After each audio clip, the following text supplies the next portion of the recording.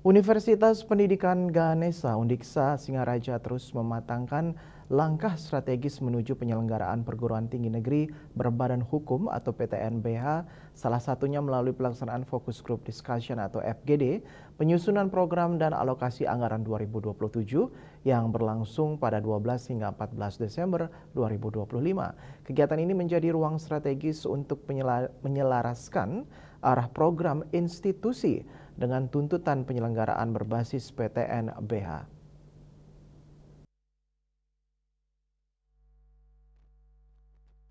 FGD ini dihadiri jajaran pimpinan universitas, fakultas pasca sarjana, dan lembaga.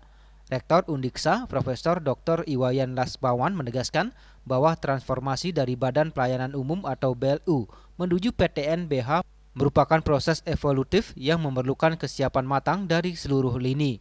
Dalam arahannya, Rektor menekankan bahwa program Undiksa ke depan tidak hanya berorientasi pada output tetapi harus menghasilkan outcome yang benar-benar dirasakan masyarakat luas.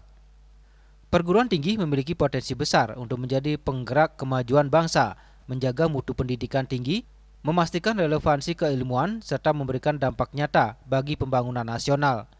Sebagai bagian dari target strategis, Undiksa menargetkan capaian RUL 2027 yang mengarah pada penguatan excellence in teaching and learning, pengembangan ekosistem kewirausahaan, optimalisasi kelas internasional, penguatan kerjasama dengan dunia usaha dan dunia industri, peningkatan sarana prasarana, serta peningkatan kualitas penelitian dan pengabdian kepada masyarakat. Program Desa Binaan menjadi salah satu model pengabdian yang akan terus diperkuat agar memberikan dampak real bagi masyarakat. Selain itu, Profesor Lasmawan juga menyoroti pentingnya Good University Governance sebagai fondasi transformasi PTNBH. Ia mendorong unit-unit kerja untuk menyiapkan program inovatif, adaptif, dan berorientasi masa depan. Selain penguatan kelembagaan, Rektor juga memberi perhatian besar pada peningkatan prestasi mahasiswa sebagai salah satu indikator daya saing Undiksa. Ia mendorong agar mahasiswa aktif berpartisipasi dalam berbagai kompetensi, baik di tingkat nasional maupun internasional.